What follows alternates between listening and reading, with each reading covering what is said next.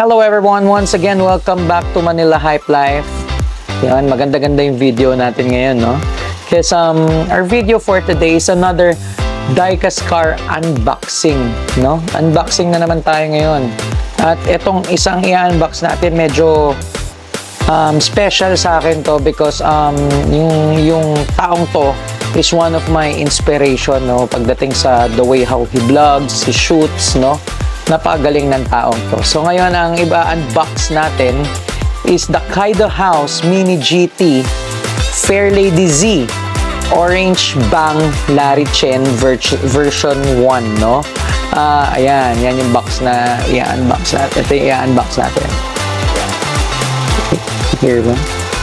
Yeah. So yan siya, diba? Kikita niya. Ayan. Ito yung box niya, ano? This is the Larry Chen version 1, no? I don't know if there's a version 2, di pa ako nakakita, pero ito yung version at napakaganda nitong sasakyan na to. Kaya na-excite din ako kasi hopefully this time we're wishing na makapagbukas tayo ng Chase. Sana at dito pa kay Larry Chen, no? Sana. So guys, tara, samahan niyo ako at simulan na natin ito pag-unbox dahil gusto ko na talagang makita kung anong laman nito. Yan. Kasi si Larry Chen, napakagaling yung vlogger. He's a really good vlogger. At ang galing niya talaga. Magaling the way editing, the way he do things. Travel niya buong mundo, galing, sobra. So he's na-inspired talaga yung channel niya, no? So guys, here we go. So we open the first packaging. We're opening the second one, no? Yung mga baka mahulog na naman natin to. Doon sa GTR nahulog natin to. Pero ito na siya. We're opening it. Yun. Lagi talaga akong kinakabahan kapag nagbubukas nito. And I still don't know the feeling, kung anong feeling ng nakabunot ng Chase, no? So hindi ko rin alam kung ano itsura ng Chase nito, no? So kaya tara, sabay-sabay na natin buksan to. I think orange to, orange to. So pag nag-iba kulay nito, orange and carbon to. Pag iba kulay nito, Chase to. So guys, tara, silipin na natin tong Kaido House Mini GT. Napakaganda talaga nitong scale na to, nitong brand na to, kasi talagang naka-body kits talaga. Kung nakikita nyo dito, di ba? Tignan nyo. Di ba? Kasi nakakita na ako ng nakabukas nito. So guys, tignan nyo kung ano yung nakikita nyo sa box, ha? Yan, di ba? Okay? Di ba? Clear. Yan yung kotse. Tama? Yan yung car. So, makikita nyo kung ano laman nito, kung bakit sobrang astig nito ang Larry Chen na version ng Kaido na Fairlady Z. Alright, so buksan natin.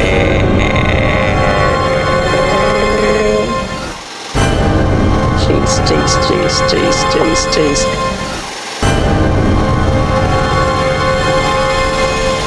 Orange. So it's not a Chase. Alright, so it's not a Chase. So ayan guys, tignan nyo yung box niya. Kita nyo? Ayan. Yan yung box niya. So try na natin kunin. Yan yung ano ni Larry Chen. Tignan nyo kung gaano to kaganda, guys. Alright, lagay natin yung box dito. Tingnan nyo gaano kaganda tong diecast na to. Kita nyo? Di ba nakita nyo yung box? Sa labas, kala mo, pag binuksan mo, ganyan lang, di ba? Oh. Di ba? Pero pag kita mo sa loob, nakakit. Ito yata talagang specialty ni Kaido, no? Ni Kaido House. Nakakit. See? Naka-fender, ano siya, naka-carbon fender na steps, tsaka ng mga side, no, mga panels niya, no, naka-wide body kit siya na carbon, no, plus naka-carbon din yung wing, yan, naka-carbon wing din siya, diba? Kita niyo ba? Alright, so since medyo hindi siya ganun ka-clear dito sa camera natin, we'll put pictures, no, photos, no, so ayan siya. Ang pogi rin ng rims, sobrang ganda, no? Hindi mo, Honda fan lang talaga ako, pero sa Skyline at itong Fairlady Z ni Larry Chen. Grabe, ang ganda. Nung nakita ko to sa Kaido, sabi ko sobrang ganda. So before we check more details, no, gusto ko lang muna pala magpasalamat for making this vlog possible. Thank you to our sponsor, Man Cave. Yan, Man Cave. Sa Green Hills yan, Toy Store yan. Hindi naging possible tong pagbablog natin dito kay Larry Chen without Man Cave. No? So, Man Cave, check it out. It's a store in Green Hills. Meron pa silang isang store doon eh. So, ito, kapakita ko na lang dito yung pictures ko anong store nila. Yan. So, thank you to Man Cave. Tapos, thank you rin kung saan to nanggaling, no? Na dalawa kasing tao pinanggalingan nito, no? From Man Cave and kay Ned, no? Brother Ned, thank you for this, and thank you Man Cave for sponsoring this video, no? Thank you for making it happen, at talagang sobrang ganda nitong Kaido na Larry Chen version. And talagang idol ko to si Larry Chen. So guys, eto, balik na tayo dito sa details nung diecast, no? So eto, Ned ba or Nel? Sorry. So either ways, no? Ito. So guys, balik na tayo, no? So kung makikita nyo yung detail niya, tingnan mo naman kung gaano ka-kit nito, gaano ka-ganda nito, no? Naka-carbon wide body kits, no? Plus carbon hood and carbon spoiler. And alam ko na bubuksan tong hood nito, eh. Teka lang. Yan natin. Yun. Oh, sorry. Sa harap pala yun. So, ayan, yan.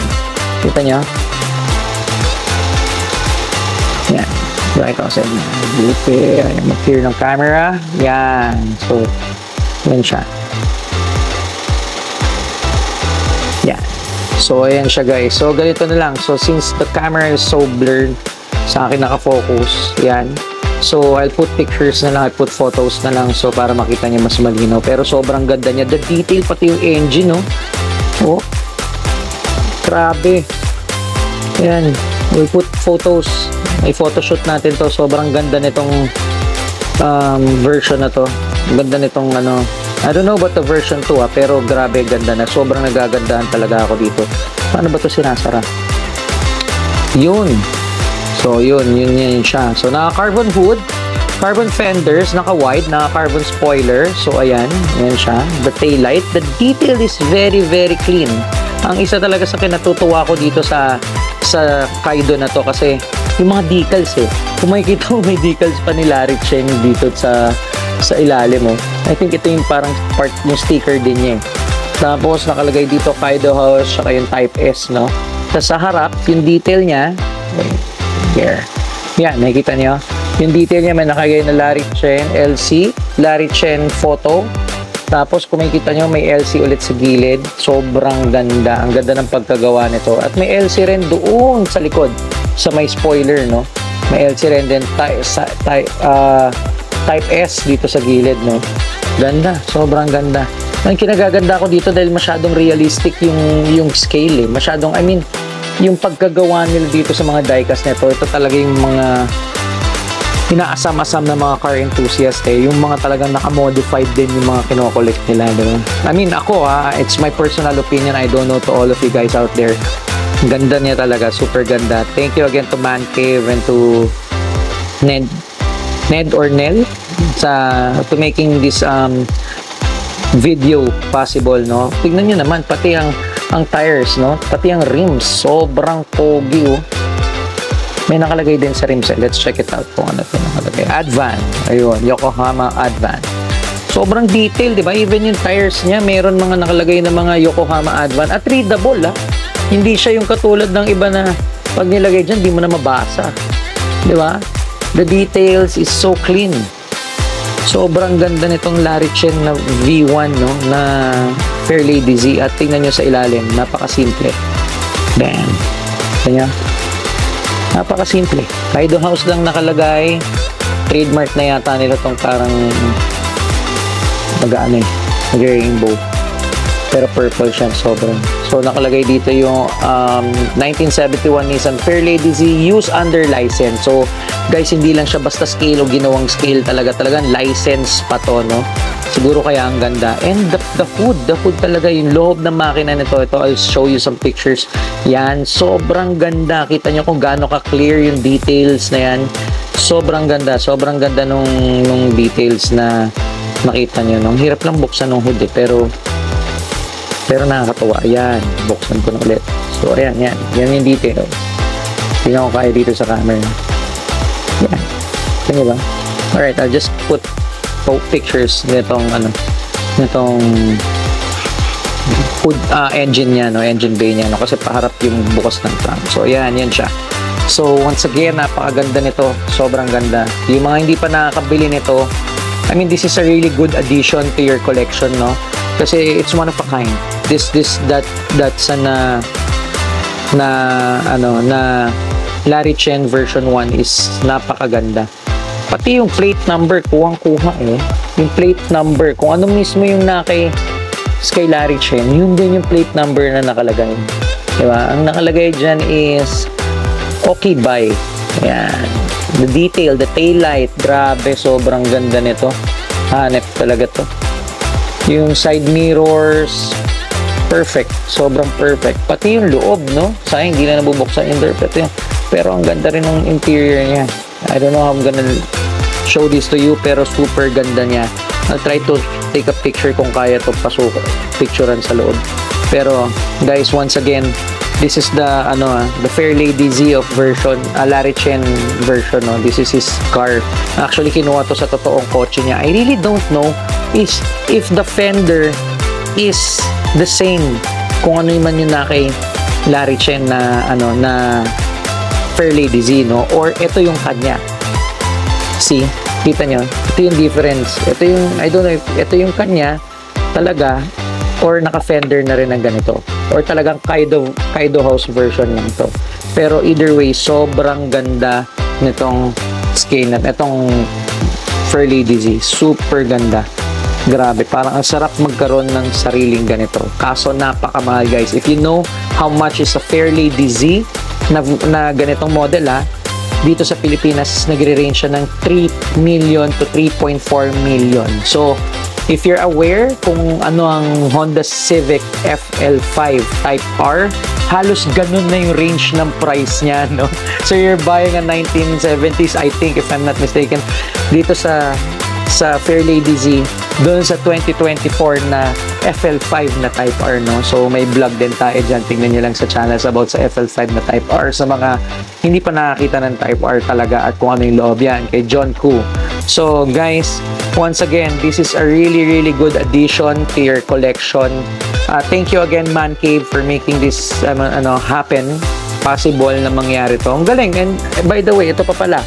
Carbon din yung ilalim. Yan, ha? I'll take a picture ng mga details. Nakikita nyo dito sa sobrang ganda nung pagkagawa nito. Perfect talaga. The details is 100% quality.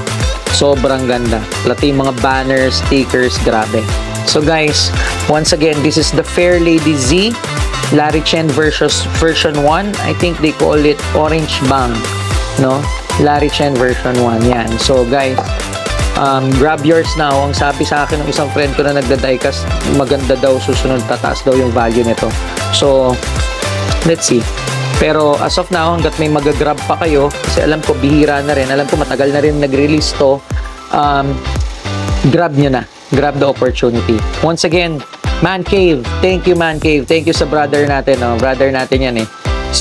He's also a member of our group, the exclusive Patek 454 Club, no? So kasama natin yan si Vega. So guys, once again, thank you for watching Manila Hype Life, and thank you again, Man Cave, for this Kaido House mini GT na Larry Chen. Ako, gusto ko talaga to. Sayang, di lang umabot ng pasayin sa kanya, pero idol ko to. In full support of Larry Chen, iba yan. Inspirasyon talaga yung vlogger na yan. So once again, guys, thank you for watching this unboxing, and I hope you guys like it, and please like and don't forget to subscribe in our channel and subscribe to our new channel, no, the MG Adventures. Yan, nakikita nyo naman sa screen, no. Don't forget to subscribe and please like and share, no, lalo na sa mga may hilig mag-collect ng diecast at baka mamaya isa na rin to sa magustuhan nila. Once again, I'll put more photos yan ng Datsun na Larry Chen version 1 of Fair Lady Z. And I hope you guys like this video. Thank you once again. Good night.